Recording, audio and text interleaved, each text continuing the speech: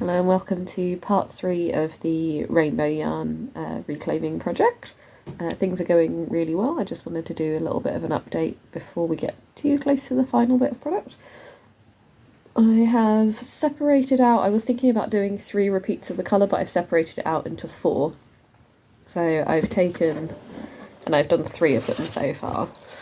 So this is what I've got left. I've put it all down into one box, so I've got about that much of each colour left. And now they're all kind of sharing space. The fire shades below. So I've kind of got 2 to 3 Rolags left in each colour.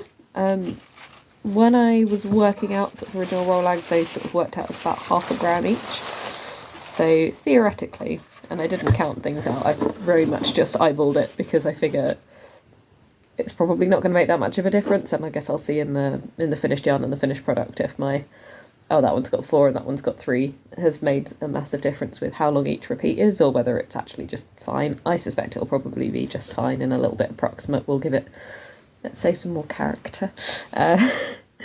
That Gillian Eve video about how yarn consistency isn't the most important thing has really impacted on my whatever, it's just a party, which has been really helpful for being able to kind of get started and to try more projects and be more experimental, but possibly at the detrimental of incredibly beautiful finished work. We'll see. So this is a very tidy spindle, which I thought was probably worth showing off a little bit. So this is what the single, so from the fibre, single ply yarn on the drop spindle has looked like. It has not always been that, I mean, it's always this tidy. Don't reveal the secrets to the internet. So this is roughly what the amount of yarn looks like. Theoretically, because I've divided it into 4, this should be about 2.5 grams of each colour, 7 colours. It's too early to do maths. About 10 grams, maybe? A little bit less, a little bit more, I don't know. But 10 grams seems to be there seems to be a good amount to have on the spindle. I think if I just tried to do it all in one go, that would have been too big and heavy. But this seems to be sort of quite good. So I suppose if I'm doing longer cakes with longer draws of colours where I've maybe only got 3, it might be worth doing kind of each colour and then combining it when it comes to plying. I've just been tying it into a knot, so I've gone red through to the pink in order each time, and then I've just tied the pink to the previous red and just wound it off. You'd be surprised about how many rubles you can fit in a dead rat and how much yarn you can fit on a toilet roll tube. So this is a method I knew for winding centre pull balls, is to you dip the end of the yarn inside and then just start winding around the edge. If you've got a yarn winder, you can use a yarn winder, but I don't, so it's improv it. So this is 2 repeats of colour, so it's about half, which is maybe 35 grams. Assuming that my maths has been okay. I will do some weighing at the end, but it's tricky at the moment with things being on spindles and on cardboard and stuff. And I've just got the 2 little ends, the inside end and the outside end, held with this teeny little craft peg, which I found.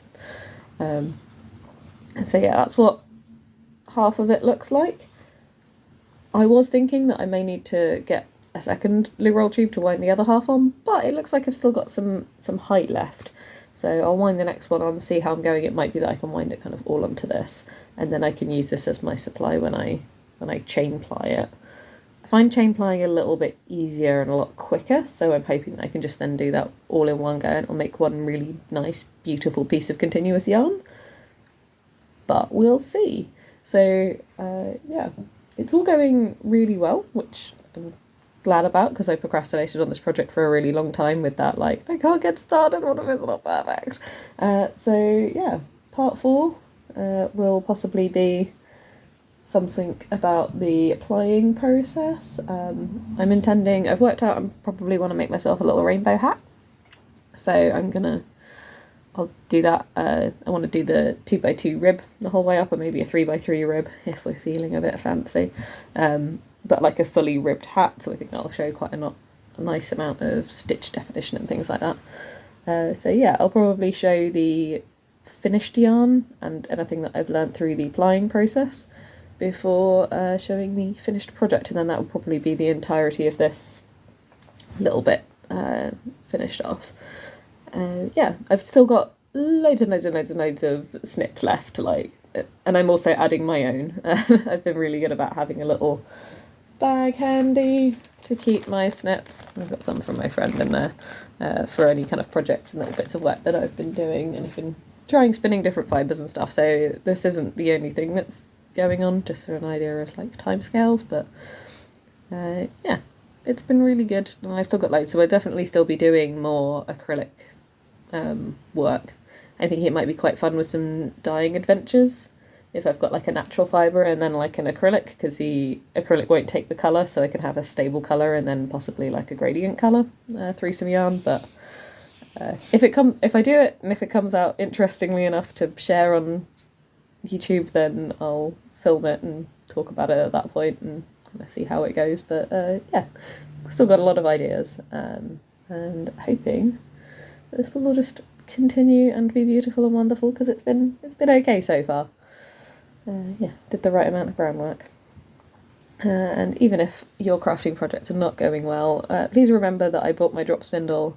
I found the invoice for it in a box that I'd had sat around, which had got dust on the top of it for how long. It was my original like crafting stash, and it was just a toolbox with like some sewing stuff at the top and like yarn and needles and stuff in it. The invoice said 2017. I'm currently recording this in 2023, so it has taken me 6 years between buying the spindle, kind of having an original go, thinking, oh, I can't really do this, to actually getting to a point where I'm enjoying it and I want to do it, and I'm taking my spindle out and sat in cafes spindling away. So yeah, please know that if you've tried a craft and you've put it down and you're feeling really unhappy or whatever about it, please know that it also took me 6 years to start feeling comfortable with doing a new craft, just because there was other stuff going on in my life. So yeah, hope that's a nice little bit of motivation for the rest of you. Stuff as many rubles in your dead rats as you can. You'd be surprised at how many you can fit in there. I'll see you later.